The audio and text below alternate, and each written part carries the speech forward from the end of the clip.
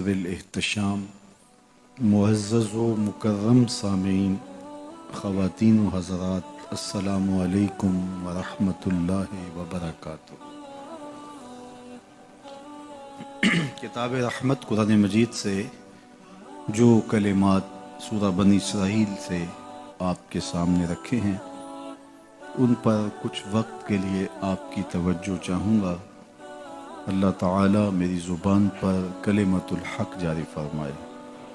ارشاد کیا، وَقَضَىٰ رَبُّكَ أَلَّا تَعْبُدُوا إِلَّا إِيَّاهُ، تیرے رب نے یہ فیصلہ کر دیا ہے کہ اس کے علاوہ کسی اور کی پرستش نہیں ہوگی، کسی اور کی پوجا نہیں ہوگی۔ عبادتوں کا مستحق وہی ہے، سجدہ ریزیاں اسی کے حضور پیش کی جائیں گی، بندگی کا سر اسی کی چوکھٹ پہ رکھا جائے گا۔ کسی اور کو چاہے وہ کتنا ہی معتبر اور معزز کیوں نہ ہو، یہ حق نہیں پہنچتا کہ اسے سجدہ کیا جائے۔ سجدہ صرف اللہ ہی کے لیے ہے، اور وہی سجدوں اور عبادتوں کا مستحق ہے۔ اللہ کے محبوب علیہ السلام کی خدمت میں ایک صحابی حاضر ہوا اور عرض کی کہ میرا اونٹ دیوانہ ہو گیا۔ جب اونٹ دیوانہ ہو جائے تو بڑا خطرناک ہو جاتا ہے اور سخت نقصان پہنچاتا ہے۔ تو اونٹ دیوانہ ہو گیا تو وہ حضور کے پاس دوڑا ہوا آیا۔ صحابہ اپنے سارے دکھوں کا مداوع حضور کو جانتے تھے صلی اللہ علیہ وآلہ وسلم۔ عمومی طور پہ ایسا نہیں ہوتا۔ میرے پاس اس بستی سے کبھی کوئی شخص اس لیے نہیں آیا کہ میرے بیل کو یہ مسئلہ ہو گیا، اسے پتہ ہے کہ یہ دینی مسائل بتائے گا، یا کسی فیکٹری والے نے اپنی مشینری کی خرابی اور فنی نقص کو آ کے میرے سامنے بیان نہیں کیا کہ اس کا حل بتائیے، اسے پتہ ہے کہ یہ حل نہیں جانتا۔ تو مجھے لوگ مسائل ہی پوچھتے ہیں، لیکن صحابہ حضور کو ہر بات پوچھتے تھے۔ وہ سمجھتے تھے سارے دکھوں کا مداوع حضور ہے، سب مرضوں کا علاج حضور کی چوکھٹ سے ملتا ہے، ہر پریشانی کا حل اسی دہلیز سے دستیاب ہوتا ہے۔ تو کہا میرا اونٹ دیوانہ ہو گیا، تو آقا کریم نے یہ نہیں کہا کہ یہ میرا مسئلہ تو نہیں ہے، فرمایا چلو میں تمہارے ساتھ چلتا ہوں۔ مدینہ المنورہ میں آج بھی وہ کلچر موجود ہے کہ جو باغ ہوتے ہیں ان کے گرد چار دیواری ہوتی ہے۔ اس زمانے میں بھی تھا اور آج بھی۔ آپ جائیں شہر حبیب میں، اللہ آپ کو بار بار نصیب کرے۔ جو گئے ہیں وہ بار بار جائیں، جو نہیں گئے وہ جلد جائیں اور اڑ کے مدینے چلے جائیں۔ سچی بات ہے، جس نے مدینہ نہیں دیکھا اس نے کچھ بھی نہیں دیکھا۔ جنوں ویکھ کے اکھیاں ٹھر دیاں نے، جنوں ویکھ کے اکھیاں ٹھر دیاں نے، جنوں ویکھ کے ٹھردا سینہ ہے، ربا تیری ساری خدائی بچوں بس اکو شہر مدینہ۔ تو جو گئے ہیں انہوں نے دیکھا ہے، جو نہیں گئے وہ جلد جائیں اور وہ اپنی آنکھوں سے دیکھیں کہ آج بھی وہاں جو باغات ہیں ان کے گرد چار دیواریاں ہیں۔ تو اس زمانے میں بھی ایسا تھا۔ تو پھاٹک بند کر کے اونٹ کو وہاں بند کر کے تو وہ حضور کے پاس اس کا حل پوچھنے آئے تھے۔ تو میرے آقا کریم علیہ السلام نے فرمایا چلو میں چلتا ہوں۔ جب گئے دروازہ کھولا تو حضور اندر تشریف لے گئے، تو وہ اونٹ دوسرے کونے میں تھا، دوڑتا ہوا حضور کی جانب آنے لگا۔ صحابہ فرماتے ہم ڈر گئے کہ اونٹ ہے اور پھر ہے بھی دیوانہ، تو کہیں حضور کو غضب نہ پہنچا دے۔ لیکن وہ جب قریب آیا تو اس نے اپنی پیشانی حضور کے قدموں میں رکھ دی، وہ سجدہ ریز ہو گیا۔ تو اس نے حضور سے کچھ بات کی تو آقا کریم نے اس کے مالک سے کہا کہ یہ شکایت کرتا ہے کہ چارہ کم دیتے ہیں، بوجھ زیادہ ڈالتے ہیں۔ اب اس میں بہت سارے پہلو ہیں بیان کرنے کے، لیکن جو میں اپنے مضمون کی طرف آپ کو لانا چاہتا ہوں وہ یہ ہے کہ حضور علیہ السلام کے سامنے جب وہ اونٹ سجدہ ریز ہوا تو صحابہ نے حضور کی خدمت میں عرض کی نحنو احق ان نسجد للنبی صلی اللہ علیہ وسلم، حضور ہمارا جی چاہتا ہے کہ ہم آپ کے سامنے سجدہ ریز ہوں، ہمارا زیادہ حق ہے۔ ایک اونٹ ہو کے بے زبان ہو کے وہ بھی سجدے کر رہا ہے تو ہم تو پھر آپ کے غلام ہیں۔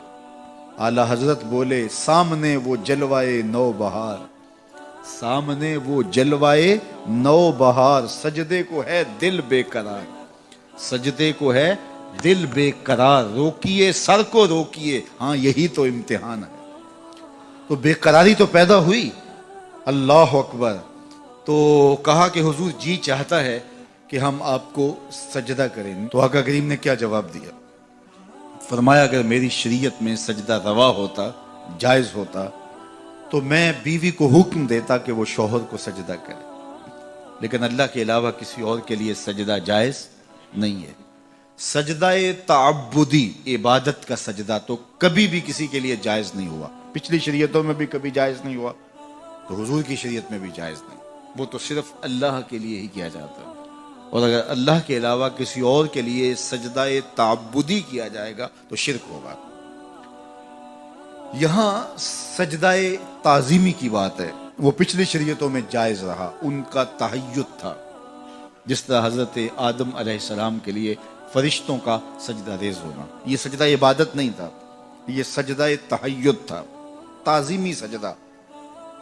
تعظیم کے مختلف روپ ہوتے ہیں نا، یہ برٹش قانون ہے کہ سیلوٹ کرتے ہیں، یہ تعظیم ہے، تکریم ہے۔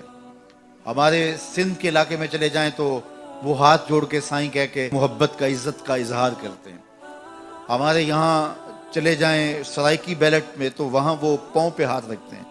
تو مختلف ذرائع ہیں تعظیم کے، کہیں سیلوٹ کیا جاتا ہے، کہیں ہاتھ جوڑ کر کے، کہیں ٹخنوں پہ ہاتھ رکھ کے، کہیں جو ہے وہ عزت کے لیے اور ذرائع ہیں۔ تو تحیّت کا سجدہ تھا کسی زمانے میں، حضرت سیدنا یوسف علیہ السلام کے لیے 11 بھائی اور ماں باپ نے سجدہ کیا، جو انہوں نے خواب دیکھا تھا اس کی تکمیل ہوئی، اور پھر کہا یا ابت ھذا تعویل رؤیا من قبل، میرے باپ یہ ہے میرے خواب کی تعبیر جو میں نے بہت پہلے دیکھا تھا۔ تو وہ تعظیمی سجدہ تھا، وہ تکریم تھی، وہ سیلوٹ تھا، اور مختلف زبانوں کے اندر ایسا ہوتا تھا۔ لیکن حضور کی شریعت میں تکریم کا یہ انداز ختم کر دیا گیا اور کہا اگر تکریم، عزت، تحیّت سجدے کی صورت کے اندر جائز ہوتا میری شریعت میں تو میں بیوی کو حکم دیتا کہ وہ شوہر کو سجدہ ریزی کرے۔ تو یہ کسی کے لیے بھی جائز نہیں، حتیٰ کہ اللہ کے رسول کے لیے بھی جائز نہیں ہے۔ تحیّت کا سجدہ ماضی میں جائز تھا، لیکن اس شریعت میں سجدہ بھی جائز نہیں ہے، تحیّت کا سجدہ بھی جائز نہیں ہے، تعبد کا سجدہ تو کبھی بھی جائز نہیں رہا۔ تو اللہ کے علاوہ کسی اور کے آگے سجدہ ریزی جائز نہیں ہے، یہ بات اچھی طرح سے ذہن نشین کر لیجئے گا کہ اللہ کے علاوہ کسی اور کے لیے اگر کوئی سجدہ تعبدی کرتا ہے عبادت کی نیت سے، کافر ہوگا، مشرک ہوگا، دائرہ اسلام سے خارج ہوگا۔ لیکن اگر کوئی تعظیماً کسی کے آگے سجدہ کرتا ہے تو ہمارے علماء نے لکھا ہے من وجہ شرک ہے، چونکہ حرام ہے، کفر نہیں ہے تو وہ کافر نہیں ہوگا، لیکن من وجہ شرک اس لیے ہے کہ کوئی تیسرا دیکھنے والا شخص یہ کہہ سکتا ہے کہ یہ سجدہ کر رہا ہے، وہ سجدہ تعبدی کر رہا ہے، تو من وجہ شرک ہے، من کل الوجوہ شرک نہیں ہے۔ لیکن جو عبادت کی نیت سے سجدہ کیا جائے وہ من کل الوجوہ شرک ہے، اور تعظیم کے لیے سجدہ حرام ہے، حرام ہے، حرام ہے، سخت حرام ہے، لیکن وہ من وجہ شرک ہے، من کل الوجوہ شرک نہیں ہے۔ کیونکہ اگر من کل الوجوہ اس کو شرک قرار دے دے تو پھر حضرت یعقوب سے شرک کا کیسے ان کی طرف نسبت کی جا سکتی ہے، فرشتے کیسے شرک کر سکتے ہیں، یہ بات اچھی طرح سے ذہن نشین ہونی چاہیے۔ وَقَضَىٰ رَبُّكَ أَلَّا تَعْبُدُوا إِلَّا إِيَّاهُ، تمہارے رب نے یہ طے کر دیا ہے، یہ فیصلہ ہے کہ اس کے علاوہ کسی کے لیے سجدہ ریزیاں نہیں ہوں گی، عبادت کا استحقاق اسی کو ہے، وہی مسجود ہے، وہی معبود ہے، اور وہی بندوں کا مقصود ہے۔ ایک تو یہ بات طے ہے۔ دوسری بات اس آیت کریمہ میں جو بیان فرمائی گئی وہ یہ وَبِالْوَالِدَيْنِ إِحْسَانًا، والدین کے ساتھ حسن سلوک کرنا ہوگا۔ امام فخر الدین رازی علیہ رحمہ نے اسی آیت کریمہ پر گفتگو کی، اور دوسری آیت کریمہ انشکر لی ولوالدیک اس پر